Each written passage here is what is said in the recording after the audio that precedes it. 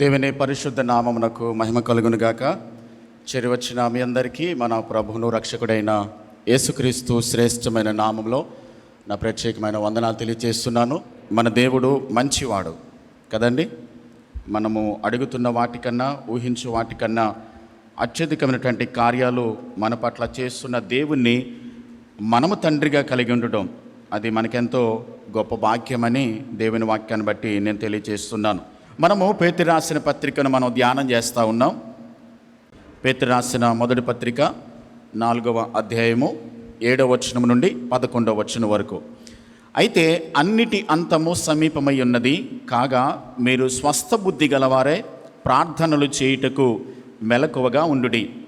ప్రేమ అనేక పాపములను కప్పును గనుక అన్నిటికంటే ముఖ్యముగా ఒకని ఎడల ఒకడు మిక్కటమైన ప్రేమ గలవారై ఉండుడి. సనుగు కొనకుండా ఒకనికి ఒకడు ఆతిథ్యము చేయుడి.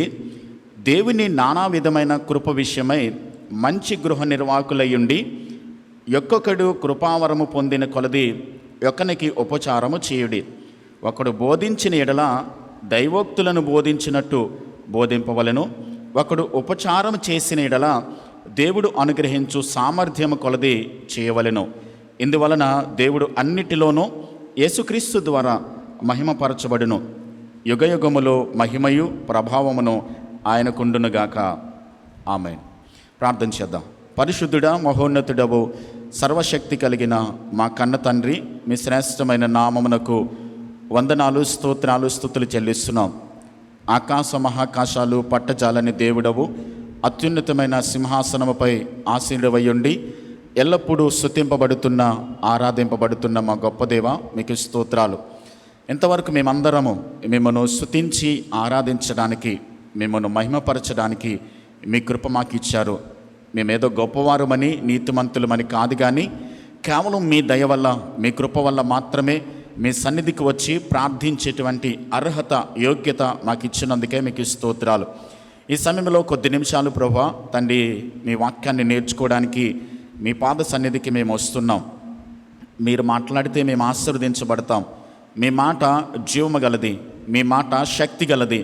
మా జీవితాలను సరిచేయగలిగిన తండ్రి సామర్థ్యము మీ వాక్యముకు మాత్రమే ఉంది కనుక మీ వాక్యము ద్వారా మాతో మాట్లాడండి, హెచ్చరించండి, బలపరచండి. మీ వాక్యానుసారంగా మేము జీవించుటకు మీ కృప మాకు అందరికీ అనుగ్రహించుమని యేసయ్య నామములో ప్రార్థించి వేడుచున్నాను మా పరమ తండ్రి. ఆమేన్. గతించిన వారం మనం నేర్చుకున్నటువంటి పాఠాన్ని ఒకసారి మనం జ్ఞాపకం చేసుకుందాం. గత వారం మనం ఏమి ధ్యానం చేసామనంటే 4వ అధ్యాయం 1 నుంచి 6 వచనాల వరకు యేసుక్రీస్తు శరీరమందు ఆయన శ్రమపడ్డాడు కాబట్టి మనము కూడా శ్రమను అనుభవించడానికి అట్టి మనసును ఆయుధముగా మనం ధరించాలి. అలాంటి మనసును మనము కూడా కలిగి ఉండాలి అని మనం నేర్చుకున్నాం. అంత మాత్రమే కాదు, దేవుణ్ణి ఎరగకముందు, దేవుణ్ణి అంగీకరించకముందు పాపములో మనకు నచ్చినట్లుగా మనం బ్రతికాము. కానీ ఇప్పుడు క్రీస్తు యేసులోనికి వచ్చాం కాబట్టి ఇక ఆ పాపం వైపు, అంటే గతంలో మనం చేసినటువంటి అవిధేయత కానీ, అపవిత్రత వైపు కానీ వెళ్ళిపోకోకుండా పోకిరి చేష్టలు, దురాశలు, మద్యపానము, అల్లరితో కూడిన ఆటపాటలు, వీటన్నిటికీ కూడా మనం స్వస్తి చెప్పి దేవుని చిత్తాన్ని మాత్రమే మనం జరిగించాలి అని మనం నేర్చుకున్నాం. దేవుడు మనల్ని పిలుచుకున్నది ఆయన చిత్తాన్ని చేయాలని ప్రభు మనల్ని పిలుచుకున్నాడు. కాబట్టి మనము దేవుని చిత్తములోనే కొనసాగినప్పుడు దేవుని కొరకు మనం అనేకమైనటువంటి గొప్ప కార్యాలు దేవుడు మన ద్వారా జరిగిస్తారు. దేవుడు మన కోసం ఏర్పాటు చేసిన దేవుని ఆశీర్వాదాన్ని పొందుకుంటాము.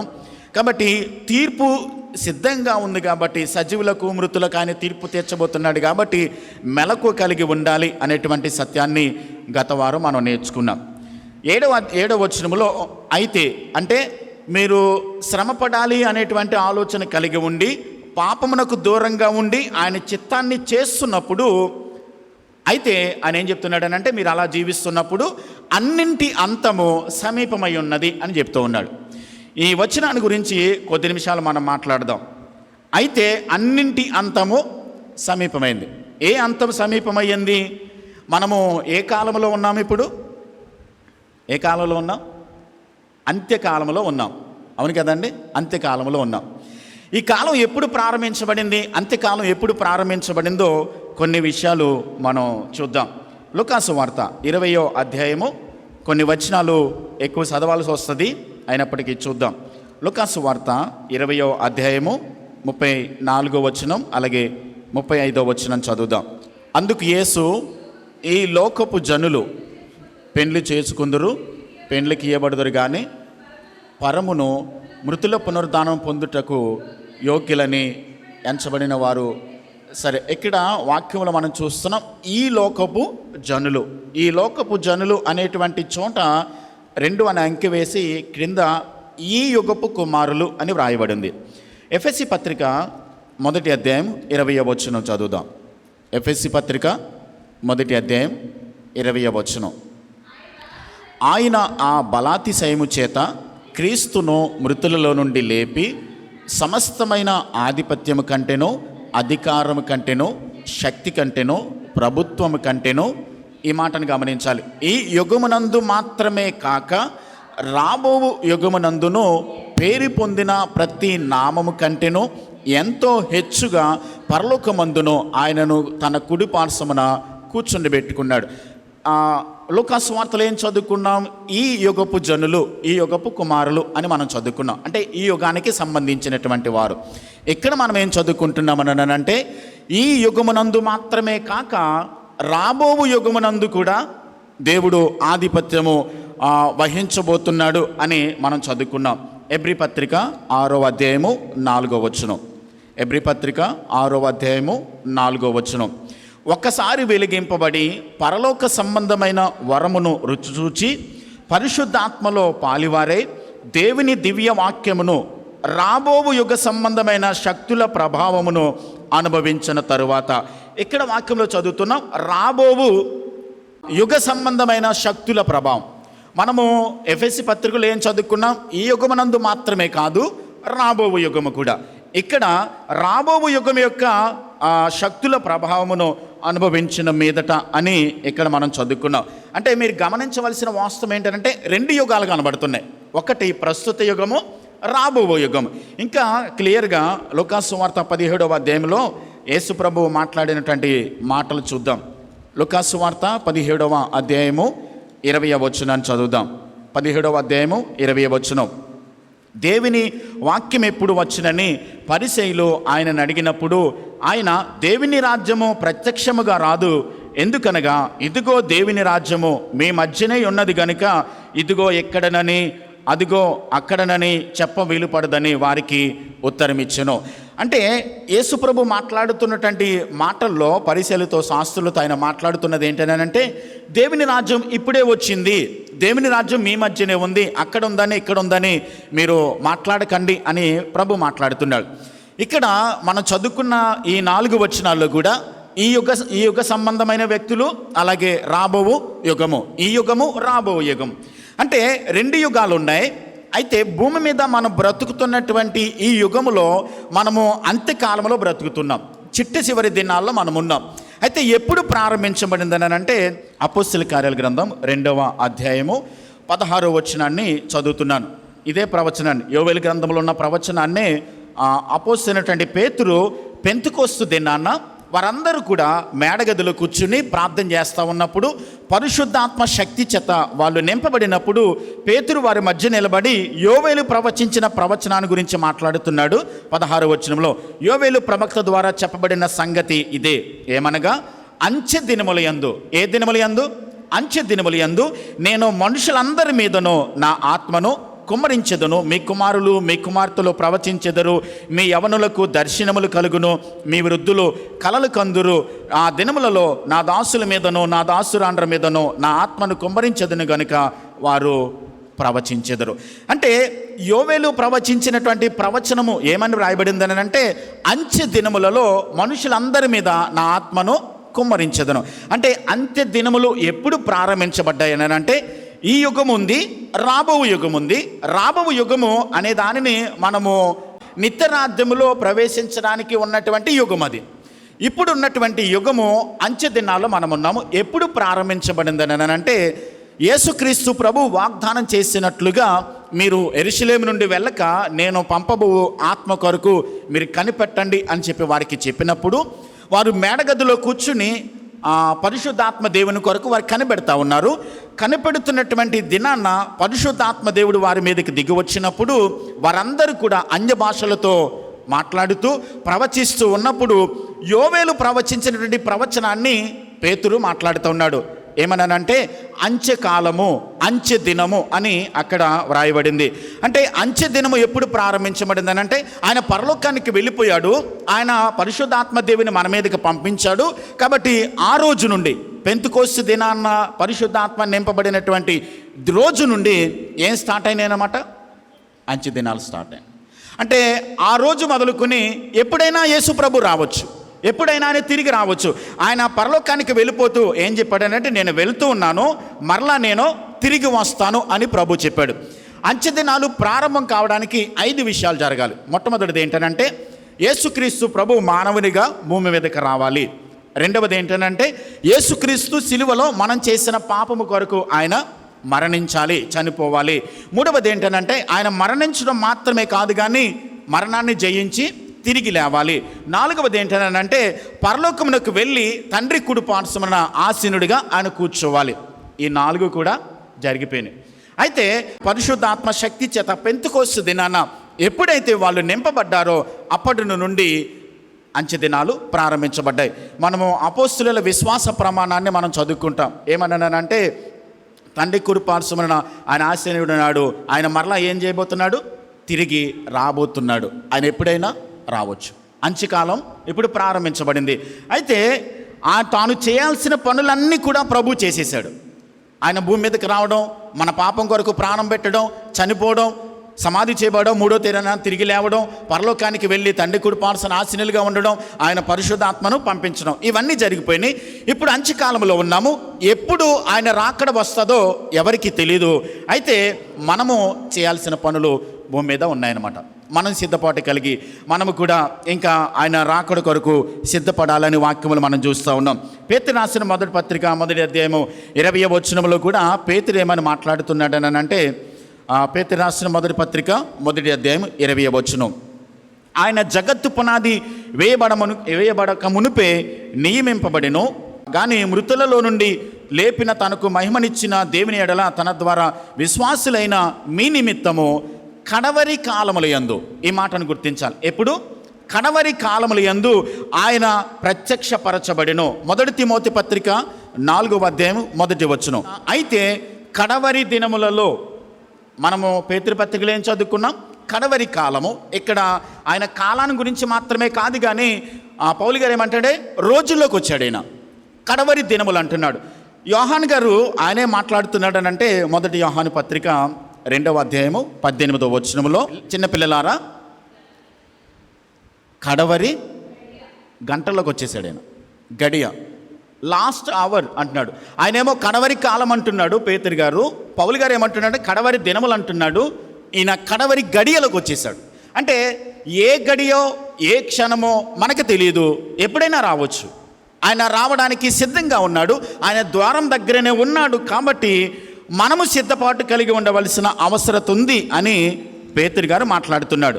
ఎలా సిద్ధపడాలి చూడండి. పేతురు రాసిన మొదటి పత్రికలో మనం చదువుకున్న 4వ అధ్యాయము 7వ వచనములో మనమేం చదువుకున్నామని అంటే, అయితే అన్నింటి అంతము ఏమైంది, సమీపమై ఉన్నది. అంటే కడవరి గడియలో మనం ఉన్నాము. కాగా మీరు స్వస్థబుద్ధి గలవారై ప్రార్థన చేయుటకు మెలకువగా ఉండాలి. అంటే కడవరి గడియలో మనం ఉన్నాము కాబట్టి మనం చేయాల్సిన 2 పనులు ఇక్కడ చెప్తున్నాడు. ఏమనంటే మీరు స్వస్థబుద్ధి కలిగి ఉండాలి. స్వస్థబుద్ధి అని అంటే మంచి బుద్ధిని మనం కలిగి ఉండాలి. సెల్ఫ్ కంట్రోల్ కలిగి ఉండాలి.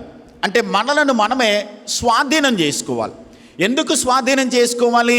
ఆయన రాబోతున్నాడు. మనం ఎత్తబడాలని అంటే ఖచ్చితంగా మన జీవితాన్ని మనము స్వాధీనం చేసుకుని కంట్రోల్ చేసుకుని వాక్య పద్ధతిలో జీవించినప్పుడు మాత్రమే సుమా మనం ఎత్తబడేది. ఆయన కొరకు ఎవరైతే సిద్ధపడ్డారో, ఎవరైతే ఆయన రాకడ కొరకు ఎవరైతే ఎదురు చూస్తూ నిరీక్షణ కలిగి ఉంటారో, తమ జీవితం పట్ల శ్రద్ధ కలిగి ఆయన వస్తున్నాడు, నేను ఆయనతో పాటు యుగయుగాలు ఉండాలి అనేటువంటి ఆలోచన కలిగి మనలను మనము సెల్ఫ్ కంట్రోల్ కలిగి ఉండకపోతే మనం ఎత్తబడమని వాక్యములో మనం చూస్తూ ఉన్నాం.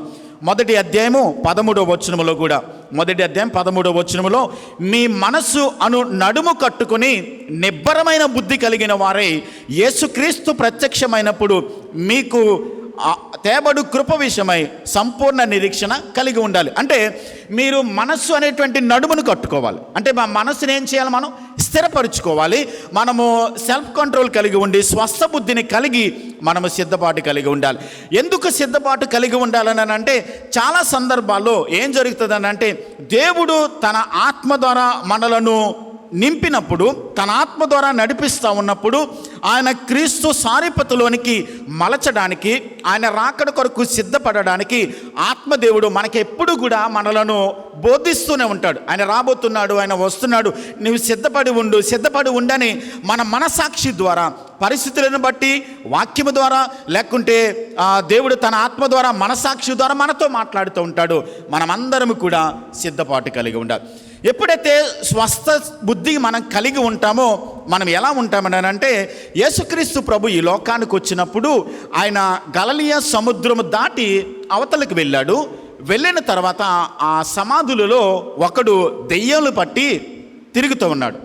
దెయ్యాలు బట్టి తిరుగుతున్నప్పుడు వాడు ఏం చేసేవాడనంటే, సంకెళ్ళ చేత వాడిని బంధించి కట్లు కట్టి వాడిని ఒక చోట కూర్చోబెడదామని అంటే, వాళ్ళు సంకెళ్ళు కూడా తెంపేసి తనను తాను గాయపరుచుకుంటూ, ఎదుటి వాళ్ళను కూడా గాయపరుస్తూ, వస్త్రహీనుడిగా తిరుగుతూ, కేకలేస్తూ భయంకరంగా తిరుగుతున్నటువంటి సందర్భంలో యేసుక్రీస్తు ప్రభు ఆయన గలిలయ సముద్రము దాటి వాని దగ్గరికి వెళ్ళి వానిలో ఉన్నటువంటి దెయ్యాలన్నిటిని కూడా ఏం చేశాడు? ఆయన పారద్రోలాడు. జరిగిన వాస్తవం ఏంటో చదువుదాం చూడండి.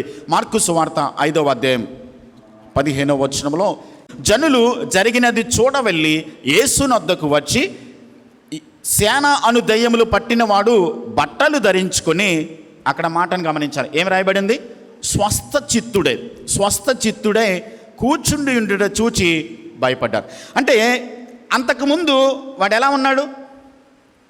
ఏం చేసేవాడు? తనను తాను గాయపరుచుకునేవాడు, ఎదుటి వాళ్ళను కూడా గాయపరిచేవాడు.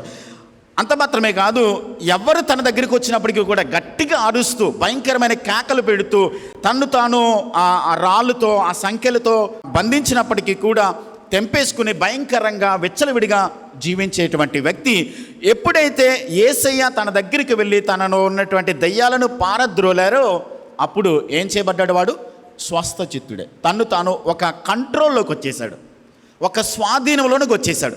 ఇంకా అరవడం కానీ, కేకలు పెట్టడం కానీ, సంఖ్యలతో బంధింపబడినటువంటి వాడిని తెంపడం కానీ ఇంకా బంధించాల్సిన అవసరం లేదు. తను తాను గాయపరుచుకోవడం కానీ ఏమీ కూడా చేకోకుండా స్వస్థ చిత్తుడై సెల్ఫ్ కంట్రోల్ కలిగి తనను తాను ఏం చేసుకున్నాడు? స్వాధీనం చేసుకున్నాడు.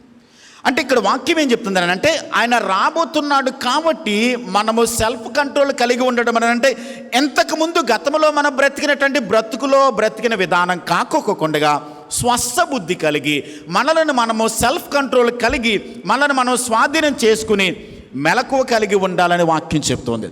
స్వస్థ బుద్ధి లేకపోతే, మనల్ని మనం కంట్రోల్ చేసుకోకపోతే, నేను గత వారం చెప్పాను, మనల్ని మనం స్వాధీనం చేసుకోకపోతే కొంతమంది రక్షింపబడినప్పటికీ కూడా పాపం చేస్తూ మరలా పడిపోతూ లేస్తూ ఇలా విశ్వాస జీవితంలో చాలాసార్లు లోకంలో తమకు నచ్చినట్లుగా మళ్ళీ పడిపోతూ మరలా తిరిగి దేవుని దగ్గరికి వచ్చి, ఇది సరైన విశ్వాసం కాదు. అలాంటి వారు ఎత్తబడే గుంపులో ఉండరు. వాక్యం చెప్తుంది అంటే, మనం రక్షింపబడిన తర్వాత జీవించినటువంటి గత జీవిత కాలం చాలు, ఇక చాలు, మనం బ్రతికినటువంటి బ్రతుకుని విడిచిపెట్టేశాము. ఇక మనం దేవుళ్ళలోనికి వచ్చిన తర్వాత పాపమునకు జోలి ఇక ఏ మాత్రము లేకోకుండా, పేతురు రాసిన పత్రిక 4వ అధ్యాయంలో అదే చదువుకుంటాం, పాపమునకు జోలి ఇక ఏ మాత్రము లేకోకుండా మనము స్వస్థ బుద్ధి కలిగి మనలను మనము స్వాధీనం చేసుకోవాలి. దేవుని ఆత్మచేత మనం నడిపించబడుతున్నట్లయితే నిజంగా మనలో ఏముంటుందని అంటే, ఆ సెల్ఫ్ కంట్రోల్ ఉంటుంది. అయితే ఆత్మఫలం ఏమనగా ప్రేమ, సంతోషం, సమాధానం, దీర్ఘశాంతం, దయాళత్వం, విశ్వాసం, సాత్వికం, ఆశానిగ్రహం అంటే సెల్ఫ్ కంట్రోల్. ఆశానిగ్రహం అంటే దేవుని ఆత్మచేత నింపబడినటువంటి ఏ వ్యక్తి అయినప్పటికీ కూడా తనను తాను ఏం చేసుకుంటాడనమాట? స్వాధీనం చేసుకుంటాడు, భద్రం చేసుకుంటాడు. కంట్రోల్ కలిగి ఉంటాడు. అంటే ఎమోషనల్ అయిపోయి పరిస్థితులు ఇప్పుడు బాగాలేదు కాబట్టి పర్వాలేదులే, ఎలా బ్రతికినా పర్వాలేదు అన్నట్టుగా లోక సంబంధమైన పద్ధతుల్లో మరలా వెళ్ళిపోయి కలిసిపోడు. ఆత్మచేత నడిపించబడేటువంటి వ్యక్తి. అందుకని వాక్యం చెప్తుంది, అన్నిటి అంతము సమీపమై ఉన్నది, కాబట్టి మీరు ఎలా ఉండాలి? స్వస్థ బుద్ధి కలవారు, సెల్ఫ్ కంట్రోల్ కలిగి ఉండాలి.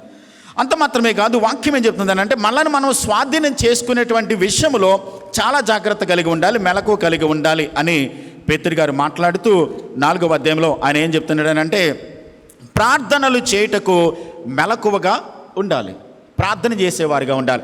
అంటే ఆయన రాకడలో ఎత్తబడాలని అంటే మనము ప్రార్థన చేసేవారిగా ఉండాలి, మనము ఎప్పుడు కూడా సిద్ధపాటు కలిగి ఉండాలి. ఎప్పుడైతే మనలోకి సెల్ఫ్ కంట్రోల్ వస్తుందో, ఎప్పుడైతే మనలను మనము స్వాధీనం చేసుకుంటామో, పాపమునకు జోలి ఏమాత్రం లేకోకుండా, లోక సాంప్రదాయాలు లోక పద్ధతులకు ఏమాత్రము కూడా తావీకోకుండా దేవుని ఆత్మకు మనలను మనం అప్పగించుకుని ఆయన వాక్యానుసారంగా ఆత్మానుసారంగా మనం నడుచుకుంటున్నప్పుడు మనం ఏం చేయగలుగుతామంటే మెలకువ కలిగి, అంటే మెలకువ కలిగి ఉంటే అసలు నిద్రపోవద్దని కాదు, కానీ మన ఆత్మీయ జీవితంలో మెలకువ కలిగి ఎల్లప్పుడూ కూడా ప్రార్థన చేసేవారిగా ఉండాలి. ఎందుకోసం మనం ప్రార్థన చేయాలి? సర్వసాధారణంగా యూదులకు సాంప్రదాయం ఏంటనంటే దినమునకు 3 సార్లు ప్రార్థన చేస్తారు వాళ్ళు, యూదుల సాంప్రదాయం. అందుకనే దావీదు ఏం చేస్తాడంటే, నేను దినమునకు ఎన్నిసార్లు ప్రార్థించేవాడు?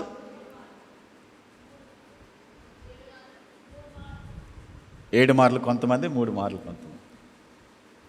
దావీదు దినమునకు 3 సార్లు ప్రార్థన చేసేవాడు, 7 సార్లు దేవుని స్తుతించేవాడు, 7 సార్లు స్తుతించేవాడు.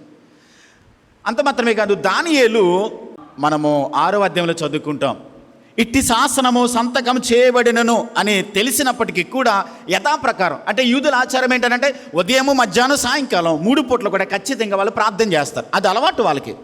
అందుకని దానియేలు యథాప్రకారం ఇట్టి శాసనం సంతకం చేయబడింది, ప్రార్థన చేయకూడదని, ఇంకా ఏ దేవునికి కూడా ప్రార్థన చేయకూడదనే శాసనం సంతకం చేయబడినప్పటికీ కూడా యథాప్రకారం యెరూషలేము తట్టు తన కిటికీ తలుపులు తెరిచి దేవునికి ఏం చేసేవాడు? దానియేలు ప్రార్థన చేసేవాడు. అంత మాత్రమే కాదు, మనము అపోస్తల కార్యాల గ్రంథంలో 3వ అధ్యాయంలో చదువుకుంటాము, పగలు 3 గంటల వేళ పేతురు, యోహాను, యాకోబు కూడా ఎక్కడికి వెళ్తున్నారు?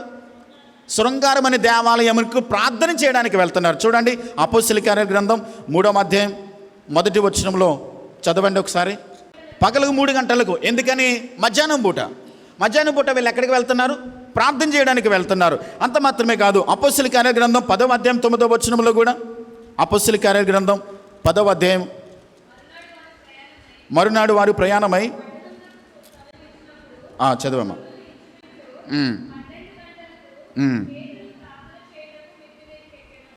మధ్యాహ్నం పూట పేతురు గారు ఎక్కడికి వెళ్ళాడు?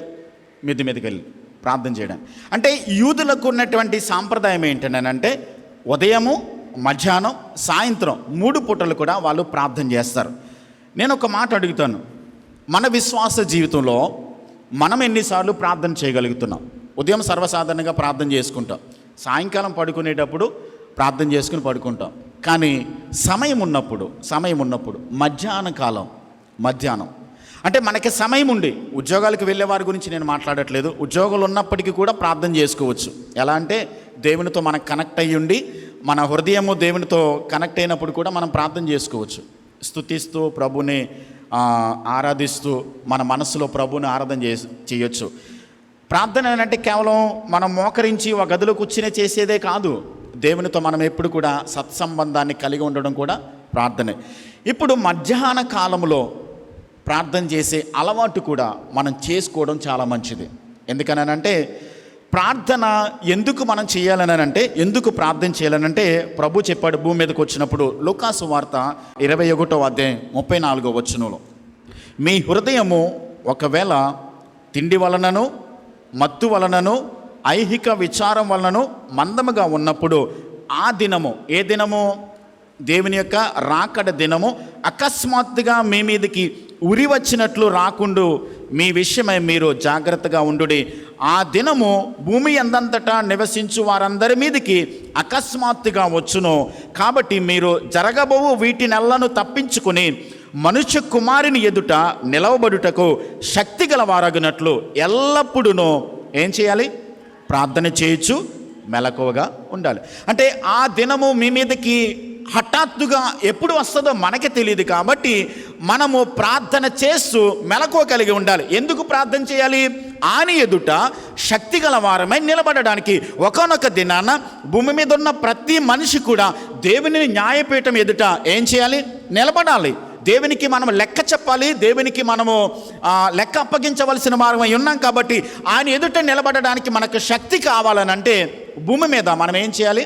మెలకువ కలిగి ప్రార్థన చేయాలి. అంత మాత్రమే కాదు, మత్తయి సువార్త 26వ అధ్యాయం 40వ వచనంలో కూడా యేసు ప్రభు గెత్సెమనే తోటలో ఆయన ప్రార్థన చేస్తూ ఉన్నాడు. పేతురు యోహానును తీసుకుని వెళ్ళి ఆయన ప్రార్థన చేస్తూ ఉన్న సందర్భంలో 26వ అధ్యాయము 40వ వచనం చదువుదాం. 26వ అధ్యాయం 40వ వచనం. ఆయన మరలా శిష్యుల యొద్దకు వచ్చి వారు నిద్రించుట చూచి, ఒక గడియ అయినను నాతో కూడా మేల్కొని ఉండలేరా? మీరు శోధనలో ప్రవేశింపకుండానట్లు మెలకువగా ఉండి ఏం చేయాలి? ప్రార్థన చేయమన్నా. ఈ మాటను పేతురు గారు ఎందుకు రాస్తున్నాడో తెలుసా? గెత్సెమనే తోటలో పేతురును యోహానును తీసుకుని వెళ్ళి ఆయన ప్రార్థన చేయమన్నాడు. ఆయన కొంత దూరం వెళ్ళి ప్రార్థన చేస్తూ ఉన్నప్పుడు ఆయన తిరిగి వచ్చేసరికి వీళ్ళు ఏం చేస్తున్నారు? నిద్రపోతున్నారు. అంటే నిద్రమత్తు వల్ల ఏం జరుగుతుందంటే శోధనలో పడిపోతారు. వీళ్ళు ప్రార్థన చేయలేదు కాబట్టి ఈ పేతురు ఆ దినాన్న శోధనలో పడిపోయాడు. అవునా కదా? ఆయన నాకు తెలియదని 3 సార్లు బొంకాడు. ఆయన ఎవరో నాకు తెలియదు అన్నాడు. నేను ఆ రోజున నేను ప్రార్థన చేయకుండా నేను నిద్రపోయాను కాబట్టి నేను శోధనలో పడ్డాను. ఇప్పుడు మీరు మెలకువగా ఉండి ప్రార్థన చేయండి అని పేతురు పత్రికను రాస్తున్నాడు ఆయన. నేను అప్పుడు బద్ధకంగా ఉన్నాను, నేను సోమరపోతుగా ఉండి మేము ప్రార్థన చేయలేకపోయాము, అలసటతో మేము నిద్రపోయాము. ఆ దినాన్ని మేము ప్రార్థన చేసి ఉంటే శోధనలో పడకుండా తప్పించుకుని ఉండేవాళ్ళం. కాబట్టి ఆ దినము ఎప్పుడు మన మీదకి రాబోతుందో మనకు తెలియదు. కాబట్టి మనం మెలకువగా ఉండి ప్రార్థన చేయాలని పేతురు మరలా రాస్తున్నాడు. ఆయన నేను ప్రార్థన చేయలేకపోయాను గెత్సెమనే తోటలో, అందుకనే ఆయన ఎవరో నాకు తెలియదని నేను బొంకి శోధనలో పడ్డాను. మరలా మీరు అలా చేయకండి, మెలకువ కలిగి ఆయన ఎదుట నిలబడడానికి శక్తి కలిగి ఉండడానికి ప్రార్థన చేయండి అని చెప్పి ఆయన చెప్తూ ఉన్నాడు. ప్రార్థన చేయకపోతే మనం ఏం చేస్తాం? శోధనలో పడిపోతాం. ప్రార్థన మన కుటుంబానికి ఒక ప్రాకారంలాగా ఉంటుంది. ప్రార్థన చేయకపోతే మనము శోధనలో పడిపోతాం. ఏ క్షణానైనా సరే సాతాను ఏం చేస్తాడంటే మనలను అటాక్ చేయడానికి ప్రయత్నం చేస్తున్నాడు. వాడికి సందు దొరికితే చాలు, ఎలాగైనా ఎవరిలోనైనా సరే వాడు అవకాశం చూసుకుని మనలను శోధించి ఆ దేవుని యొక్క చిత్తంలో నుండి, దేవుని మార్గంలో నుండి మనల్ని వెనక్కి లాగేసి ఆ దినము రాకడ సమీపంగా ఉన్నదని వాడికి తెలుసు. ఎందుకనంటే వాడు ఎలాగూ పరలోకానికి వెళ్ళడు. కాబట్టి వాడికి దక్కనటువంటి పరలోకాన్ని దేవుని బిడ్డలైన వారికి దక్కకోకుండా చేసి వాడిని వెనక్కలాగేసి వాడు కూడా నరకానికి తీసుకుని వెళ్ళిపోవడానికి సాతాను ఛాయసిత్తాల ప్రయత్నం చేస్తాడు. వాడు ఎంత ప్రయత్నం చేస్తాడనంటే వాడు పనిచేస్తూ ఉన్నాడు, వాడి నిద్రపోడు, వాడు మెలకువ కలిగి దేవుని బిడ్డలైనటువంటి వారిని శోధించడానికి ప్రయత్నం చేస్తాడు. అయితే శోధనలో పడిపోకుండా మనము తప్పించుకోవాలనంటే ప్రతి దినము కూడా మనం ఏం చేయాలి? ప్రార్థన చేయాలి. ప్రార్థనే మనకు ఆయుధం. ప్రార్థనే మన కుటుంబానికి ఒక ప్రాకారంలో ఉంటుంది. ప్రార్థనే మన జీవితాలను కట్టుకోవడానికి, ప్రార్థనే మనము శోధనలో పడిపోకుండా, భూమి మీద మనము శోధనలో పడిపోకుండా ఉండడానికి మాత్రమే కాదు, కానీ ఇక్కడ మనం చేసినటువంటి ప్రార్థన పరలోకానికి వెళ్ళిన తర్వాత కూడా ఉపయోగపడుతుంది. ఆయన ఎదుట నిలబడడానికి, శక్తి కలిగి ఉండడానికి మనకేది ఉపయోగపడుతుంది? ప్రార్థన. అందుకనే ప్రార్థన మన విశ్వాస జీవితానికి చాలా ప్రాముఖ్యమని వాక్యములో మనం చూస్తున్నాం. ప్రార్థన చేసేటువంటి వారు ఎవరైతే సిద్ధపడ్డారో, ఎవరైతే ప్రార్థన చేస్తూ ఉంటారో వాళ్ళు ఏం చేస్తారో తెలుసండి? దేవుని రాకడను మనం త్వరపెట్టవచ్చంట. మనం త్వరపెట్టవచ్చు. అదేంటండి? ఆయన వచ్చేటువంటి రాకడ మనము త్వరపెట్టడం ఏంటి? చూద్దాం ఒకసారి. ప్రకటన గ్రంథం 22వ అధ్యాయం చివరి వచనాన్ని చదువుదాం. 22వ అధ్యాయము 20వ వచనం. ఈ సంగతులను గురించి సాక్ష్యం ఇచ్చువాడు అవును, త్వరగా వచ్చుచున్నానని చెప్పుచున్నాడు. ఆమేన్. ప్రభువైన యేసు ఏమని ప్రార్థన చేస్తున్నారు వాళ్ళు? రమ్ము, యేసయ్యా నువ్వు వచ్చే అని ప్రార్థన చేయగలుగుతారు. ఎవరైతే సిద్ధపడ్డారో, ఎవరైతే స్వస్థ బుద్ధి కలిగి ఉన్నారో, ఎవరైతే తమను స్వాధీనం చేసుకున్నారో వాళ్ళు ఏమని ప్రార్థన చేయగలుగుతారో తెలుసా? ప్రభువా నువ్వు వచ్చే, ఇంకెంతకాలం భూమి మీద మేము ఉండడం, నేను రెడీగా ఉన్నాను, నేను సిద్ధంగా ఉన్నానని చెప్పి ప్రార్థన చేయగలుగుతారు. సిద్ధపాటు లేనటువంటి వారు ఈ ప్రార్థన చేయలేరు. అందుకనే ఎవరైతే ప్రార్థన చేస్తారో, ఎవరైతే మెలకువ కలిగి నిరీక్షణ కలిగి ఆయన రాకడ కొరకు సిద్ధపాటు కలిగి ఉంటారో వాళ్ళు యేసు రమ్ము అని ప్రార్థన చేయగలుగుతారు. అంత మాత్రమే కాదు, పేతురు రాసిన 2వ పత్రిక 3వ అధ్యాయము 11వ వచనంలో కూడా ఒక మాట వ్రాయబడింది. ఇవన్నీ అట్లు లయమైపోవినవి గనుక ఆకాశములు రవిలుకొని లయమైపోవినట్టు, పంచభూతములు మహావేంద్రముతో కరిగిపోవినట్టు, దేవుని దినపు రాకడ కొరకు కనిపెట్టుచు దానిని ఆశతో అపేక్షించుచు అక్కడ 2 అని అంకె వేసి కింద ఏం రాయబడింది? త్వరపెట్టుచు.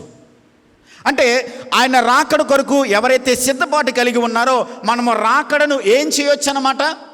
త్వరపెట్టవచ్చు. అంటే ప్రభువా రమ్ము ప్రభు అని చెప్పని మనం దేవునికి ప్రార్థన చేయడం ద్వారా ఆయన త్వరగా రావడానికి మనము త్వరపెట్టవచ్చు అని కూడా దేవుని వాక్యంలో చెప్పబడింది. మనము సిద్ధపాటు కలిగి మెలకువ కలిగి శోధనలో పడిపోకుండా ఎప్పుడైతే ప్రార్థన చేస్తూ ఉంటామో నిరీక్షణ కలిగి ఆయన రాకడను కూడా మనము త్వరపెట్టవచ్చు అనేటువంటి సత్యాన్ని వాక్యం మనకు సెలవిస్తూ ఉంది. అంత మాత్రమే కాదు, మనం చేయాల్సిన కొన్ని పనులు ఏంటంటే ఆయన రాకడ కొరకు మనం సిద్ధపాటు కలిగి ఉండాలి. రెండవది, మనము కూడా పరిచర్య చేయాలి. ఆయన రాకడ కొరకు మనం చేయాల్సిన పనులు ఏంటంటే పరిచర్య చేయాలి. మత్తయి సువార్త 24వ అధ్యాయము 14వ వచనం. మరియు ఈ రాజ్య సువార్త సకల జనులకు సాక్షార్థమై లోకమందంతటా ఏం చేయబడుతుంది? ప్రకటించబడును. అటు తరువాత అంతము. అంటే అంతం ఎప్పుడు రాబోతుందని అంటే ఒక మాట గుర్తుపెట్టుకున్నాను.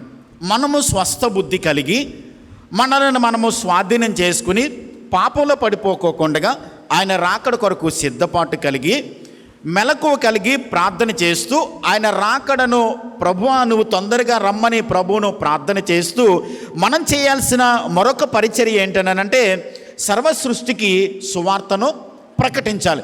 సువార్త ప్రకటించవలసినటువంటి భారము మనందరి మీద ఉంది. కాబట్టి ఎప్పుడైతే సువార్త లోకమందంతటా ప్రకటించబడిందో ఆయన వచ్చేస్తాడు.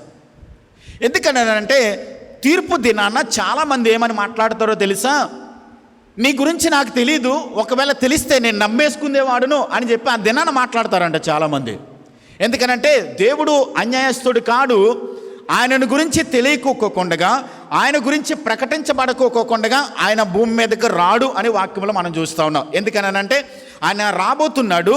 ఆయన గురించి సువార్త ప్రపంచమంతటా ప్రకటించబడిన తర్వాత వారు నమ్మినా నమ్మకపోయినా డజంట్ మ్యాటర్, ప్రతి వారికి కూడా ఖచ్చితంగా ఏమందాలి? సువార్త అందాలి. ఎప్పుడైతే సువార్త ప్రపంచమంతటా ప్రకటించబడిందో ఇంకా వారు నమ్మినా నమ్మకపోయినా, వారు విశ్వాసం ఉంచినా విశ్వాసం ఉంచకపోయినా ఆయన తొందరలోనే రాబోతున్నాడు. దాని కొరకు మనం చేయాల్సిన పని ఏంటంటే మొట్టమొదటిది ప్రార్థన ద్వారా ప్రభువా నువ్వు తొందరగా రా అని ప్రార్థన చేయటం. రెండవది సఖ్యమైతే ప్రక్కనున్న వారికి మనము దేవుని గురించి ఏం చేయాలి? సువార్తను ప్రకటించాలి. ఒకవేళ వారికి తెలియకపోతే వారికి సువార్త చెప్పడం ద్వారా మనం ఏం చేస్తున్నామనంటే దేవుడు రావడానికి మనము ఆయన మార్గాన్ని మనం ఏం చేస్తున్నాం? సిద్ధం చేస్తాం. అంటే అనేక మందికి సువార్త ప్రకటించడం ద్వారా అదే వాక్యం చెప్తుంది, ఈ రాజ్య సువార్త సకల జనులకు సాక్షార్థమై లోకమందంతటా ప్రకటించబడును, అటు తర్వాత అంతం వస్తుంది. కాబట్టి మనము ప్రార్థించాలి, పరిచర్య కూడా చేయాలి. ఎవరైతే ఆయనతో పాటు నడుస్తూ ఉంటారో, ఎవరైతే ఆయనతో పాటు నడుస్తారో, దేవుని వాక్యానుసారంగా నడుచుకుంటారో ఆయన రాకడను వాళ్ళు త్వరపెడతారు. ఆయనతో నడుస్తున్నాం. ఇంకా ప్రభా నేను సిద్ధంగా ఉన్నాను, మీరు రండి, ఇంకా యుగయుగాలు తరతరాలు కూడా మీతో పాటు ఉండాలి అనేటువంటి ఆలోచనతో తాము సిద్ధపడి ఉంటూ ఆయన రాకడను కూడా త్వరపెడతారని వాక్యంలో మనం చూస్తున్నాం. మొట్టమొదటిది స్వస్థ బుద్ధి కలిగి ఉండాలి. రెండవది మెలకువ కలిగి ఏం చేయాలి? ప్రార్థన చేయాలి. మూడవది అక్కడ పేతురు రాసిన పత్రికలో మనం చదువుకున్నాం 8వ వచనం, ప్రేమ అనేక పాపములను కప్పును గనుక అన్నిటికంటే ముఖ్యముగా ఒకని ఎడల ఒకడు మిక్కటమైన ప్రేమ గలవారై ఉండండి అని వాక్యంలో చెప్తున్నాం. స్వస్థ బుద్ధి కలిగి ఉండాలి, మెలకువ కలిగి ప్రార్థన చేయాలి. మూడవది ఏంటంటే మిక్కటమైన ప్రేమ కలిగి ఉండాలి. ఎందుకు ప్రేమ కలిగి ఉండాలి చెప్పండి? ఎందుకు ప్రేమ కలిగి ఉండాలి? దేవుడు మనల్ని ప్రేమించాడు కాబట్టి మనం కూడా ప్రేమ కలిగి ఉండాలి. ఈ చివరి దినాల్లో జరగబోయేటువంటి వాస్తవం ఏంటంటే అక్రమము అన్యాయము ఎక్కువగా పెరిగిపోతూ ఉంది. అందుకనే మత్తయి సువార్త 24వ అధ్యాయంలో అక్రమము విస్తరించుట చేత అనేకులలో ప్రేమ ఏమైపోతుంది? చల్లారిపోతుంది. కాబట్టి అనేకులలో ప్రేమ చల్లారిపోతుంది, కాబట్టి అన్యాయం ఎక్కువ అవుతుంది. కాబట్టి మీరు ప్రేమ కలిగి ఉండాలి, మిక్కటమైన ప్రేమ కలిగి ఉండాలి అని వాక్యంలో పేతురు గారు రాస్తున్నాడు. రాస్తాను ఏమంటున్నాడనంటే, ప్రేమ అనేక పాపములను కప్పుతుంది. కాబట్టి మీరు మిక్కటమైనటువంటి ప్రేమ సహోదరుల పట్ల, అలాగే తోటి వారి పట్ల మనము ప్రేమను కలిగి ఉండాలి అని వాక్యములో మనం చూస్తున్నాం. యోహాను సువార్త 15వ అధ్యాయము 12వ వచనములో ఒక మాట వ్రాయబడింది చూడండి. ప్రేమించాలి అనేది, ప్రేమను చూపించాలి అనేది ఆయన మనకిచ్చినటువంటి ఆజ్ఞ. 15వ అధ్యాయము 12వ వచనం, యోహాను సువార్త 15వ అధ్యాయం 12వ వచనం. నేను మిమ్మును ప్రేమించిన ప్రకారం మీరు నన్నొకడొకడు ప్రేమించవలననుటయే దేవుడు మనకిచ్చిన ఆజ్ఞ. నాకు ఇష్టమైతే ప్రేమిస్తాను, నేను కష్టమైతే నేను మానేస్తాను అన్నది కాదు. ఇది ఆజ్ఞ, ఖచ్చితంగా మనం చేయాల్సినటువంటి ఆజ్ఞ. మిక్కటమైనటువంటి ప్రేమ మనము గతంలో మనం నేర్చుకున్నాం. పేతురు రాసిన మొదటి పత్రిక 1వ అధ్యాయం ధ్యానం చేసేటప్పుడు మీ ప్రేమ ఎలాగుండాలనంటే, దేవుని వాక్యము చేత అక్షయ బీజం నుండి మీరు పుట్టింపబడిన వారు కాబట్టి మీ ప్రేమ నిష్కపటమైనదిగా ఉండాలి అని పేతురు గారు రాస్తాడు. పేతురు రాసిన మొదటి పత్రిక 1వ అధ్యాయం 23వ వచనంలో మీ ప్రేమ నిష్కపటమైనది ఉండాలి. మీ ప్రేమలో సిన్సియారిటీ ఉండాలి. మీరు ప్రేమించే విషయంలో లోపల మనము ఏదో వేరే ఆలోచన పెట్టుకుని బయటకు ప్రేమను మాటల్లో లేకుంటే తెచ్చుకుని చూపించేది కాదు, కానీ మీ హృదయాంత రంగాలలో మీ ప్రేమ నిష్కపటమైనటువంటి ప్రేమను, స్వార్థం లేనటువంటి ప్రేమను. ఎందుకంటే ఆయన మనలను నిస్వార్థమైన ప్రేమతో మనలను ఆయన ప్రేమించాడు. కపటము లేనటువంటి ప్రేమను ఆయన మన పట్ల ప్రేమించాడు. ఆయన నిస్వార్థమైన ప్రేమను చూపించాడు. కాబట్టి మన కోసం ప్రాణం పెట్టడానికి కూడా ఆయన వెనుకాడలేదు. కాబట్టి ఆయన మనలను ప్రేమించిన విధంగా మనం కూడా మన తోటి వారి పట్ల ఏం కలిగి ఉండాలి? ప్రేమను కలిగి ఉండాలి, ప్రేమను చూపించాలి. ఎందుకంటే మిక్కటమైనటువంటి ప్రేమను మీరు కలిగి ఉండాలి అని చెప్పి దేవుని వాక్యములో మనం చూస్తూ ఉన్నాం. నిజమైన ప్రేమ ఇతరుల చేసినటువంటి పొరపాట్లను బయట పెట్టదు. మొట్టమొదటిది దేవునటువంటి ప్రేమ, నిజమైనటువంటి ప్రేమ ఎవరి మీదకి కూడా సిగ్గును కానీ తీర్పును కానీ తీసుకుని రావడానికి ప్రయత్నించేదు. నిజమైనటువంటి ప్రేమ ప్రతి ఒక్కరిని ఆయన దగ్గరకు తీసుకుని రావడానికి ప్రయత్నం చేస్తుంది. నిజమైనటువంటి ప్రేమ ఇతరుల పాపాలను పొరపాట్లను బయట పెట్టడానికి ప్రయత్నం చేయదు. అందుకని వాక్యం మనం చూస్తున్నాం, ప్రేమ అనేకమైన పాపములను ఏం చేస్తుంది? కప్పుదది.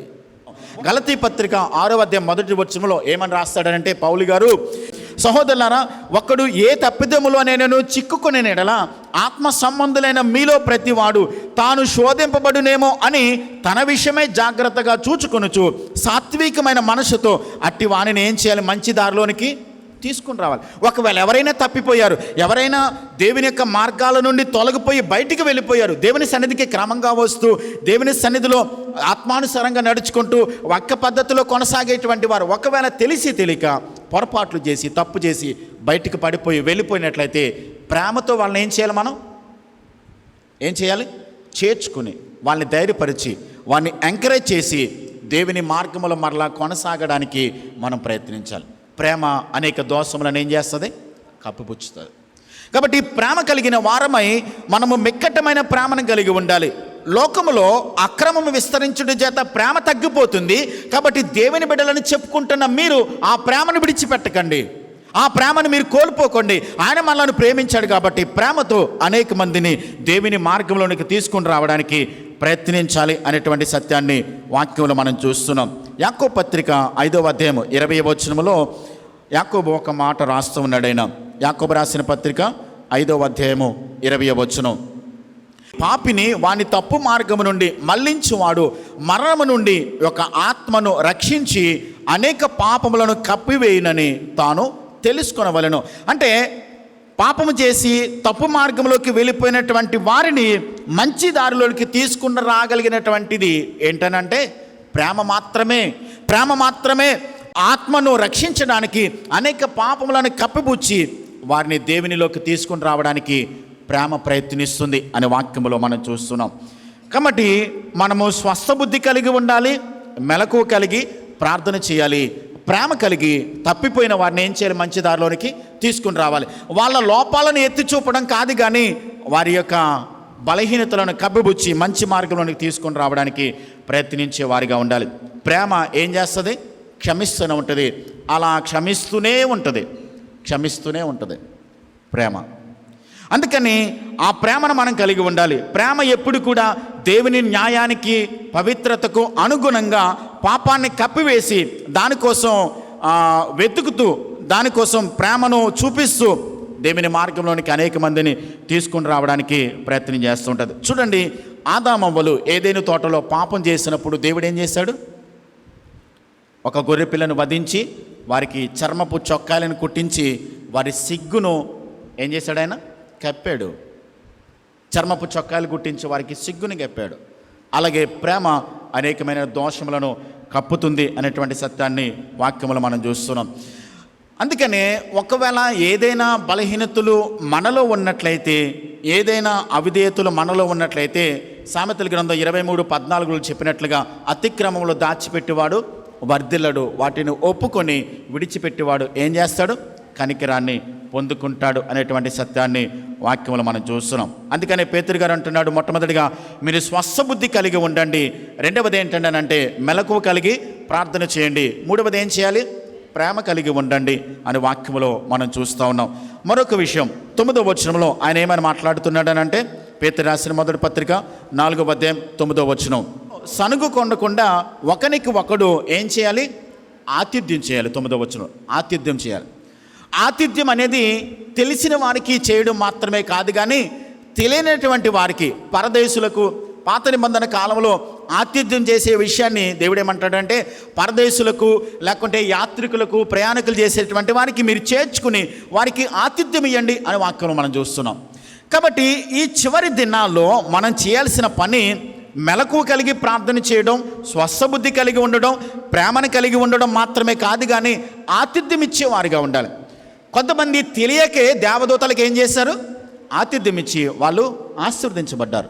అబ్రహాం ఏం చేశాడు? దేవదూతలకు ఆతిథ్యం ఇచ్చాడు. అంతకాలం కూడా దేవుని ఒక వాగ్దానం ఆలస్యం అవ్వడాన్ని బట్టి ఎప్పుడైతే దేవదూతలను తన దగ్గరికి చేర్చుకుని మమ్రే వృక్షం దగ్గర ఉన్నప్పుడు ఆతిథ్యం చేశాడో, హెబ్రీ పత్రిక 13వ అధ్యాయం 1వ వచనంలో అదే వాక్యంలో చదువుకుంటాం, ఆతిథ్యం చేయ మరచిపోకండి, ఇట్టిది దేవునికి ఇష్టమైనటిది. ఆతిథ్యం చేయడం, ఎవరైనా అవసరతలో ఉన్నప్పుడు వారికి సహాయం చేయడం, ఎవరైనా ఇబ్బందుల్లో ఉన్నప్పుడు వారికి సహాయం చేయడం అనేది కూడా ఆతిథ్యం ఇవ్వడం అనేది అది మంచి లక్షణమని దేవుని వాక్యంలో మనం చూస్తున్నాం. అంత మాత్రమే కాదు, 10వ వచనంలో ఆయన ఏమని మాట్లాడుతున్నాడు అని అంటే, దేవుని కృపావరాల గురించి మాట్లాడుతున్నాడు. దేవుని కృపావరాలు, మంచి గృహ నిర్వాహకులయ్యుండి ఒక్కొక్కడు కృపావరము పొందిన కొలది ఒకరికొకడు ఉపచారం చేయడు. 9-10 వచనాలు కూడా లింక్ చేయబడ్డాయి. ఆయన ఆతిథ్యం ఏమంటున్నాడు? 10వ వచనంలో ఏమంటున్నాడు అంటే, మీరు దేవుని కృపావరం పొందిన కొలది ఒక్కొక్కడు కూడా మీకు ఇచ్చిన కృపావరాన్ని బట్టి ఎదుటి వారికి మీరు సేవ చేయండి అని చెప్తున్నాడు. కృపావరం గురించి, ఈ కృపావరాలు ఎవరిస్తారు? కృపావరం ఎవరిస్తారు? పరిశుద్ధాత్మ దేవుడు ఇస్తాడు. అంతే కదండి? అందరికీ ఇస్తాడా? అందరికీ ఇస్తాడా? చదువుదాం. కొరింథీయులకు రాసిన మొదటి పత్రిక 12వ అధ్యాయము 4వ వచనం చదువుదాం. కృపావరములు నానా విధములుగా ఉన్నవి కానీ ఆత్మ ఒక్కడే. అంటే కృపావరములు ఎవరిస్తారన్నమాట? పరిశుద్ధాత్మ దేవుడు ఇస్తాడు. ఎవరికి ఇస్తాడు? 7వ వచనం చదువుదాం. అయినను అందరి ప్రయోజనము కొరకు ప్రతి వానికి, ఒకరికి మాత్రమే కాదు అందరికీ దేవుడు ఇస్తాడు, ఆత్మ ప్రత్యక్షత అనుగ్రహింపబడుచున్నది. ఏలయనగా ఒకరికి ఆత్మ మూలముగా బుద్ధివాక్యము, మరి ఒకరికి ఆత్మను అనుసరించి జ్ఞానవాక్యము, మరి ఒకరికి ఆత్మ వలననే విశ్వాసము, మరి ఒకరికి ఆ ఒక్క ఆత్మ వలననే స్వస్థపరచు వరమును, మరి ఒకరికి అద్భుత కార్యములను చేయ శక్తియు, మరి ఒకరికి ప్రవచన వరమును, మరి ఒకరికి ఆత్మల వివేచన, ఆత్మల భాషల అర్థం చెప్పటం. 11వ వచనం ప్రాముఖ్యంగా, అయినను వీటన్నిటినీ ఆ ఆత్మ యొక్కడే తన చిత్తము చొప్పున ప్రతి వానికి ప్రత్యేకముగా పంచి ఇచ్చుచు కార్యసిద్ధి కలిగజేస్తున్నాడు. ఇక్కడ జాగ్రత్తగా కొద్దిసేపు ఆలోచన చేద్దాం. ఆత్మవరాలు అంటే కృపావరము పరిశుద్ధాత్మ దేవుడు ఇస్తాడు, అందరికీ ఇస్తాడు. అందరికీ ఇస్తాడు.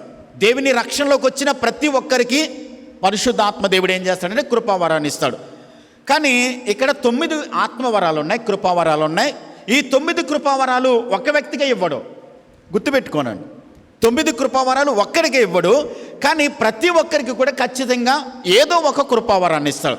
అదేంటనేది నాకు తెలీదు. మీరు దేవునికి ప్రార్థన చేస్తే దేవుడికి ఖచ్చితంగా దేవుడు మీకు ఇచ్చిన కృపావరం ఏదో ఆయన మీకు తెలియజేస్తాడు. కాబట్టి ప్రతి ఒక్కరికి దేవుడు కృపావరాన్ని ఇచ్చాడు. అది మీలో ఉంది. మీరు అది గమనించారా లేదో అనేది అది మీరు ఆలోచించాల్సిన అవసరం ఉంది. ఎందుకనంటే ప్రతి ఒక్కరికి దేవుడు కృపావరం ఇచ్చాడు. ఇక్కడ వ్రాయబడిన 9 వరాల్లో ఏదో ఒకటి దేవుడు మీలో ఉంచాడు. అది వాక్యం చెప్తున్న సత్యం. కాబట్టి అందరికీ కూడా దేవుడు ఏది ఇస్తాడో అనేది మనకు తెలియదు. మనం కోరుకున్న దాన్ని బట్టి ఆయన ఇవ్వడు సుమా. దేవా నాకు ఈ వరం ఇమ్మంటే ఆయన మనకివ్వడు. దేవుడు ఆయన ఏది ఇవ్వాలనుకున్నాడో అదే ఇస్తాడు. నేను ఒక ఎగ్జాంపుల్ చెప్తాను. నేను బాప్తిసం పొందినటువంటి మొదటి దినాల్లో పరిశుద్ధాత్మ దేవుని కొరకు కనిపెట్టండి అని ప్రార్థన చేయమనేవారు. మొదటి దినాల్లో ప్రార్థన చేయడం బాగానే ఉంది, కానీ అందరినీ కూడా ఏం చేయమని మోటివేట్ చేసేవారో తెలుసా? మీరు అన్య భాషలు మాట్లాడాలి, అన్య భాషలు మాట్లాడితేనే మీరు ఆత్మచేత నింపబడ్డట్టుగా మాకు చెప్పేవారు. నేను ప్రార్థన చేసేవాడిని, ఉపవాసం ఉండి ప్రార్థన చేసేవాడిని. నా పక్కనున్న వాళ్ళు అన్య భాషలు మాట్లాడేవారు, నాకు వచ్చేది కాదు. అంటే నాకేమై అర్థమైందేనంటే నేనేదో ఇంకా పొరపాట్లో ఉన్నానేమో, నేనేదో తప్పు చేశానేమో, నేనేదో ఇంకా దేవుని ఆత్మానుసారంగా నేను నడవట్లేదేమని చెప్పి నేను గిల్టీ ఫీల్ అయ్యేవాడిని. నాకు అర్థమయ్యేది కాదు. తర్వాత వాక్యం చదివిన తర్వాత నాకు అర్థమయ్యింది, ఎవరికి ఏ వరం ఇవ్వాలో నిర్ణయించేది ఎవరు? నేను అడుగుతున్నాను అన్య భాషలు కావాలని, కానీ దేవుడు నాకు అన్య భాషలు ఇవ్వడం ఆయన చిత్తం కాదు. అది నాకు ఇవ్వలేదు, ఇప్పటికీ నాకు ఇవ్వలేదు. అది దేవుని చిత్తం కాదు. కాబట్టి నేను అన్య భాషలు మాట్లాడాలని అంత మాత్రాన నేను ఆత్మచేత నింపబడ్డట్టు కాదా? కాదు, అది సరైన పద్ధతి కాదు.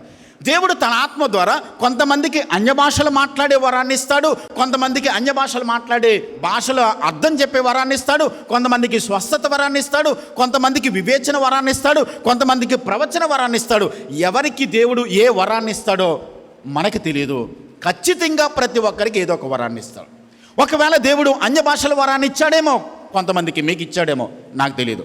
భాషల ద్వారా దేవుని మహిమపరచాలి. ఇంకొక మాట నేను ఇక్కడ జ్ఞాపకం చేస్తాను. అన్య భాషలు మాట్లాడేటువంటి వరాన్ని ఒకవేళ దేవుడు మీకు ఇచ్చినట్లయితే ఆ వరము దేనికోసం ఉపయోగించాలని అంటే సంఘ క్షేమాభివృద్ధికి మాత్రమే వరాలు ఉపయోగించబడాలి. సంఘ క్షేమాభివృద్ధి కోసమే. ఈరోజున చాలామందికి దేవుడు స్వస్థత వరాన్ని ఇచ్చాడు. స్వస్థత వరం లేదని నేను చెప్పట్లా, స్వస్థత వరం ఉంది. కానీ చాలామంది తమ స్వార్థం కోసం స్వస్థత వరం ఉందని చెప్పని డబ్బు సంపాదించుకోవడం దాన్ని ఉపయోగిస్తున్నారు. అందుకోసం కాదు. దేవుడు ఏం చేశాడనంటే సంఘ క్షేమాభివృద్ధి కొరకు వరాలను దేవుడు ఇచ్చాడు. అన్య భాషలు మాట్లాడేటువంటి వరాన్ని దేవుడు మీకు ఇస్తే మీరు చేయాల్సిన పని ఏంటంటే ఖచ్చితంగా అన్య భాషలు ఒక వ్యక్తి మాట్లాడుతున్నట్లయితే దానికి వేరే వ్యక్తి ఏం చేయాలి తెలుసా? అర్థం చెప్పాలి. అర్థం చెప్పకపోతే ఏమవుతుందో తెలుసా? అతను ఏం మాట్లాడుతున్నాడో మనకి తెలియదు. ఇప్పుడు చైనా దేశం నుంచి ఎవరైనా వచ్చాడండి, చైనా భాష మాట్లాడుతున్నాడు, ట్రాన్స్లేటర్ లేడు అనుకోండి, ఏమవుతుంది? వాడు ఏదో వాగుతున్నాడు అనుకుంటాం, అంతే కదా, మనకు అర్థం కాదు. అందుకనే అన్య భాషలు ఒక వ్యక్తికి దేవుడిస్తే ఖచ్చితంగా దానికి అర్థం చెప్పాలి. అతను చెప్పకూడదు సుమా. అన్య భాషలు మాట్లాడే వ్యక్తి మాత్రమే దాన్ని ఇంటర్ప్రిట్ చేయడం కాదు, అర్థం చెప్పడం కాదు, వేరే వ్యక్తి చెప్పాలి. అంటే మీరు గమనించండి, ఒక వ్యక్తికి దేవుడు అన్య భాషలు మాట్లాడే వరాన్ని ఇచ్చాడనంటే వేరే వ్యక్తికి ఖచ్చితంగా దేవుడు దాని భాషల వరాన్ని అర్థం చెప్పగలిగినటువంటి వరాన్ని దేవుడిస్తాడు. అది ఎవరిస్తాడనంటే ఆత్మదేవుని ద్వారా మాత్రమే. ఏది ఏ వరాన్ని ఎవరికి ఇవ్వాలనేది ఆయన నిర్ణయం చొప్పున ఆయన చిత్త ప్రకారం సంఘ క్షేమాభివృద్ధి కొరకు దేవుడిస్తాడు. కాబట్టి ఇక్కడ కూర్చుని రక్షింపబడిన మీకు ఖచ్చితంగా దేవుడు మీకు వరాన్ని ఇచ్చాడు అనే వాక్యములు మనం చూస్తూ ఉన్నాం. కాబట్టి ఆ వరం ద్వారా మీరేం చేయాలనంటే తోటి వారికి మీరు ఉపచారం చేయండి, సేవ చేయండి. అది దేవుడు మీకు ప్రవచన వరాన్ని ఇచ్చాడేమో, లేకుంటే భాషలు మాట్లాడే వరాన్ని ఇచ్చాడేమో, అర్థం చెప్పే వరాన్ని ఇచ్చాడేమో, స్వస్థత వరాన్ని ఇచ్చాడేమో, వివేచన వరాన్ని ఇచ్చాడేమో. కొంతమందికి వివేచన వరాన్ని ఇస్తాడు, వారు మాట్లాడుతుంటేనే తెలిసిపోతుంది వారి మనసులో ఏముందో. ఇలాంటి వరాన్ని దేవుడు ఇస్తాడు. కాబట్టి ఆ వరాన్ని దేవుడు మీకు ఇచ్చాడేమో, దేవుని అడగండి, ప్రార్థన చేయండి. ప్రభా నాకు ఏ వరాన్ని ఇచ్చావని చెప్పి ప్రభుని అడిగితే అది సంఘ క్షేమాభివృద్ధి కొరకు ఖచ్చితంగా ఇస్తాడు సుమా. ఆయన ఇచ్చాడని కూడా వాక్యంలో మనం చూస్తున్నాం. మనం ఉపయోగించకపోతే దానిని మూలన పడేస్తాం. ఆయన కోపం వస్తుంది సుమా, దేవుడు మనకి ఇచ్చినటువంటి వరాన్ని దాన్ని వాడకపోతే, దేవుడు మనకి ఇచ్చినటువంటి కృపావరాన్ని దేవుని మహిమ కొరకు వాడకపోతే ఆయన కోపగిస్తాడు, కోపం తెచ్చుకుంటాడు. కాబట్టి దేవుని సన్నిధిలో మనం అడగాలి, దేవా ఎలాంటి కృపావరాన్ని నాకు ఇచ్చావో అనేది ప్రభు సన్నిధిలో మనం ప్రార్థించినప్పుడు దేవుడు తప్పకుండా ఆ వరాన్ని మనకు బయలుపరుస్తాడు. అది కూడా దేవుని సంఘం యొక్క క్షేమం కొరకు మాత్రమే దానిని వినియోగించాలి. కాబట్టి ఇక్కడ వాక్యం చెప్తుందనంటే అన్నిటి అంతం సమీపమై ఉంది. కాబట్టి మీరేం చేయాలి? స్వస్థ బుద్ధి కలిగి ఉండాలి, కంట్రోల్ కలిగి ఉండాలి. రెండవది ఏం చేయాలి? మెలకువ కలిగి ప్రార్థన చేయాలి. మూడవది ప్రేమ కలిగి ఉండాలి, తోటి వారి పట్ల ప్రేమను కలిగి ఉండాలి. నాలుగవది దేవుడు మనకిచ్చినటువంటి ఆ సనుగు కొనకొండగా ఆతిథ్యం చేయాలి. ఐదవది దేవుడు మనకిచ్చిన కృప విషయమై మంచి గృహ నిర్వాహకులుగా ఉండి కృపావరంతో మనం ఏం చేయాలి? ఉపచారం చేయాలి. 11వ వచనం చదువుతున్నాను. ఒకడు బోధించిన ఎడల దైవోక్తులను బోధించినట్లు బోధింపవలెను. ఒకడు ఉపచారం చేసిన ఎడల దేవుడు అనుగ్రహించు సామర్థ్యం కొలది చేయవలెను. ఇందువలన దేవుడు అన్నిటిలోనూ యేసుక్రీస్తు ద్వారా మహిమపరచబడును. యుగములను మహిమయు ప్రభావమును ఆయనకు మాత్రమే ఉండునుగాక అని వాక్యంలో మనం చదువుతున్నాం. ఇక్కడ 11వ వచనంలో ఒక లైన్ మనం ఆలోచిద్దాం. ఒకడు ఉపచారం చేసిన ఎడల దేవుడు అనుగ్రహించు సామర్థ్యము కొలది చేయవలెను. ఇప్పుడు మన జీవితంలో మనం బ్రతకడానికి లేకుంటే పరిచర్య చేయడానికి అవసరమైనటువంటి సామర్థ్యాన్ని దేవుడు మనకిస్తాడు. దేవుడు మనకిచ్చిన సామర్థ్యము కొలది ఆ కెపాసిటీని బట్టి మనం చేసుకుంటూ వెళ్తున్నప్పుడు దేవుడు ఏం చేస్తాడనంటే ఇంకా కావలసిన దానిని దేవుడు మనకి ఇస్తూ ఉంటాడు. చేస్తూ ఉన్నప్పుడు ఆయన మనకి ఇస్తూనే ఉంటాడు. మనం చేయకోకుండా దాన్ని అలాగే అణిచిపెట్టి మరుగున పెట్టి ఉంచామనుకోండి, దేవుడు ఇవ్వడం ఆపేస్తాడు. గుర్తుపెట్టుకున్నాడు. ఇప్పుడు ఒక 1000 రూపాయల పని చెయ్యాలని చెప్పి దేవుడు మనకి చెప్పాడు అనుకోండి, ఒక్కసారి దేవుడు మనకి ఇవ్వడు. ముందు ఒక 300 ఇస్తాడు పని ప్రారంభించడం, తర్వాత 200 ఇస్తాడు, తర్వాత 50 ఇస్తాడు, తర్వాత 200. అంటే మనం చేసుకుంటూ వెళ్ళే కొలది కూడా దేవుడు ఏం చేస్తాడనంటే శక్తి కొలది, సామర్థ్యం కొలది ఆయన ఇస్తూనే ఉంటాడు. మనం ప్రారంభించకపోతే ఆయన ఇవ్వడం ఆపేస్తాడు. ఒక ఎగ్జాంపుల్ చెప్తాను. గతంలో ఒకసారి చెప్పినట్లున్నాను. జార్జి ముల్లర్ అని ఒక దైవ సేవకుడు ఉండేవాడు. ఆయన కేవలం విశ్వాసం మీద మాత్రమే ఆధారపడి 10,000 మంది అనాథ పిల్లలను పోషించేవాడు. ఆయన ఏం చేసేవాడు తెలుసా అండి? దేవుని మీద ఆధారపడి ప్రతిదినం కూడా 10,000 మంది అనాథ పిల్లలకు అన్నం పెట్టడానికి ఆయన దగ్గర ఏమీ లేనప్పుడు పిల్లల్ని ప్లేట్లన్నీ కూడా కడిగేసుకొని రెడీ చేసుకోండి అని చెప్పి ప్లేట్ రెడీ పెట్టుకుని, ప్రభువా ప్లేట్ ఉంది అన్నం పెట్టి ప్రభు అని ప్రార్థన చేసేవాడు కేవలం విశ్వాసంతో. ఎప్పుడు కూడా ప్లేట్ ఖాళీగా లేదండి. అయితే ఒకనొక రోజున ఏం జరిగిందని అంటే పిల్లలందరూ కూడా భోజనానికి సిద్ధపడతా ఉన్నారు. అన్ని వంట సామానంతా బోర్లించే ఉన్నాయి, ఏమీ లేవు. ఈయన ప్రార్థన చేస్తూ ఉన్నాడు గదిలోకి వెళ్ళి. వంట చేసే వాళ్ళు వచ్చి అన్నారు, పాస్టర్ గారు భోజనానికి టైం అయిపోయింది, పిల్లలకి ఎలాగన్నానంటే అని ప్రార్థన చేస్తూ ఉన్నాడు. కరెక్ట్గా 12:30 అయ్యింది. గేటు దగ్గరికి వచ్చి లారీ ఆగింది. ఏంటన్నానంటే ఆ వీధిలోనే చివరిని ఒక ఎమ్మెల్యే గారి ఇల్లు ఉందన్నమాట. అక్కడ ఏదో మీటింగ్ ఏర్పాటు చేసుకున్నారు వాళ్ళు. కొన్ని అనివార్య కారణాలను బట్టి ఆ మీటింగ్ క్యాన్సిల్ అయ్యింది. అప్పుడు ఆ ఎమ్మెల్యే ఏమన్నాడనంటే, అరే ఈ ఫుడ్ అంతా వేస్ట్ అయిపోతుంది కాబట్టి మన వీధిలో ఉన్నటువంటి అనాథ శరీరానికి తీసుకుని వెళ్ళి, అనాథ పిల్లలు ఉన్నారు కదా వాళ్ళకి ఇచ్చేయండి అని చెప్పి పంపించేశాడు. విశ్వాసం మీద ఆధారపడితే దేవుడు ప్రతి దినము కూడా దేవుడు ఏం చేస్తాడు? తన సామర్థ్యం కొలిది దేవుడు ఇస్తానే ఉంటాడు. నా అనుభవంలో, నా పరిచర్యలో దేవుడు ఇస్తానే ఉన్నాడు. ఈ ల్యాప్టాప్ నేను కొన్నది కాదు, ఈ స్పీకర్ నేను కొన్నది కాదు, ఈ మిక్సర్ నేను కొన్నది కాదు, ఈ పోడియం నేను కొన్నది కాదు. దేవుడు ఇస్తానే ఉన్నాడు. తన పరిచర్యకు అవసరమైన ప్రతి దానిని దేవుడు ఇస్తానే ఉంటాడు. అందుకనే మీ సామర్థ్యం కొలది దేవుడిచ్చు తన సామర్థ్యం కొలది మీరు చేస్తూనే ఉండండి, సేవ చేస్తూనే ఉండండి. దేవుడు మీకు కావాల్సిన ప్రతి దాన్ని ఏం చేస్తాడు? అనుగ్రహిస్తూనే ఉంటాడు. నమ్మకంగా దేవుని కొరకు మనం కొనసాగుతున్నప్పుడు, ఆయనలో నడవడం, ఆయన మీద మనం ఆధారపడడం మనకి చేతనైతే సంపూర్ణంగా దేవుని మీద మాత్రమే మనం డిపెండ్ అయిపోవడం మనకి చేతనైతే, మనకి అవసరతకు ఏది ఏ టైంకి కావాలో ఖచ్చితంగా ఆ టైంకి దేవుడు తెచ్చిపెట్టి ఉంచుతాడు. అంతే. ఆయన నమ్మదగిన వాడు. ఆయన ఖచ్చితంగా మనకు కావలసిన ప్రతి దానిని ఇస్తాడని దేవుని వాక్యంలో మనం చూస్తూ ఉన్నాం. కాబట్టి మన విశ్వాస జీవితంలో మనము సామర్థ్యము కొలది ఉపచారం చేస్తూ ఉండాలి. అన్నిటి అంతము సమీపమై ఉంది. కాబట్టి మనం ఈరోజు నేర్చుకున్నాం ఏంటంటే, మొట్టమొదటిది స్వస్థ బుద్ధి కలిగి మనం సెల్ఫ్ కంట్రోల్ కలిగి ఉండాలి. రెండవది మెలకువ కలిగి ప్రార్థన చేయాలి, శోధనలో పడిపోకుండా. మూడవది ప్రేమ కలిగి అనేక మందిని ప్రభులోనికి నడిపించే వారిగా ఉండాలి. పరిచర్య చేయాలి, సువార్త చెప్పాలి. 4వది ఏంటంటే ఆతిథ్యం ఇవ్వాలి. 5వది ఏంటంటే దేవుడిచ్చినటువంటి కృపావరం కొలది. దేవుడు మనకి ఏ కృపావరం అయితే ఇచ్చాడో నాకు తెలీదు. మీకు ఏది ఇచ్చాడో ప్రభు దగ్గర ప్రార్థన చేయండి, కనిపెట్టండి. ఖచ్చితంగా దేవుడు మీకు ఏది ఇచ్చాడో అది దేవుడు మీకు బయలుపరుస్తాడు. ఆ దేవుని కృపావరాన్ని సంఘ క్షేమం కొరకు మీరు ఉపయోగించండి. 6వది ఏంటంటే దేవుడు మీకు ఇచ్చిన సామర్థ్యము కొలది మీరేం చేయాలి? ఉపచారం చేస్తూ, అనేక మందికి సేవ చేస్తూ, దేవునికి మహిమకరంగా జీవించే వారిగా ఉండాలి. అలా చేసినప్పుడు ఆయన ద్వారం దగ్గర ఉన్నప్పుడు సిద్ధపడి ఉన్నాడు. ఎప్పుడు వస్తాడో మనకు తెలీదు. ఆయన వచ్చినప్పుడు మనం చేసిన ప్రతి పరిచర్యకు, మనం చేసిన ప్రతి ఉపచారానికి తగినటువంటి ప్రతిఫలాన్ని దేవుడు పరలోకమందు మనకి ఇవ్వబోతున్నాడు. మెలకు కలిగి, సిద్ధపాటు కలిగి, రెప్పపాటున కడబోర శబ్దం మోగుతుంది.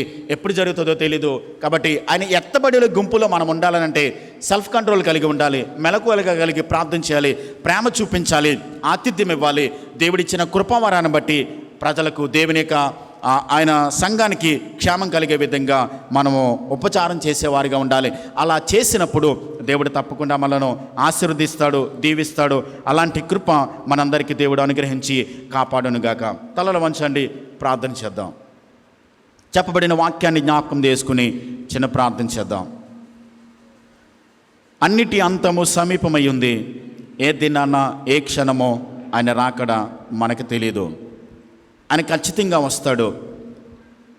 కాబట్టి ఎత్తబడే గుంపులో మనం ఉన్నామా లేదా అనేది ఒక్కసారి మనల్ని మనమే పరీక్షించుకొని, పరిశీలించుకొని, ఒకవేళ సిద్ధపాటు కలిగి లేకపోతే దేవుని ఆత్మకు మనల్ని మనము అప్పగించుకొని, మెలకువ కలిగి, శోధనలో పడిపోకుండా నిరీక్షణ కలిగి ఆయన రాకడ కొరకు సిద్ధపడేవారిగా ఉండడానికి ప్రయత్నించేద్దాం. ప్రార్థన చేద్దాం. ప్రేమ కలిగిన తండ్రి, మా గొప్ప దేవ, మీకు వందనాలు, స్తోత్రాలు. కాలము సమీపమైంది. మేము చివరి గడియలో ఉన్నాం ప్రభా. ఏ క్షణమో ఏ గడియో మాకు తెలీదు. మా ఊపిరి ఎప్పుడు ఆగిపోతుందో మాకు తెలీదు. మీ రాకడ ఎప్పుడు జరుగుతుందో మాకు తెలియదు ప్రభా. అయితే స్వస్థ బుద్ధి కలిగి, మెలకువ కలిగి, నిరీక్షణ కలిగి ప్రార్థిస్తూ నైనా మీ రాకడ కొరకు సిద్ధపడాలని, మీరు మాకు ఇచ్చినటువంటి కృపావరములను నైనా సంఘక్షేమం కొరకు ప్రేమ కలిగి ఆతిథ్యం ఇస్తూ నైనా సహోదర ప్రేమను కలిగి ఉండాలని ఈరోజున మీరు మాతో మాట్లాడిన రీతిని బట్టి మీకు స్తోత్రాలు.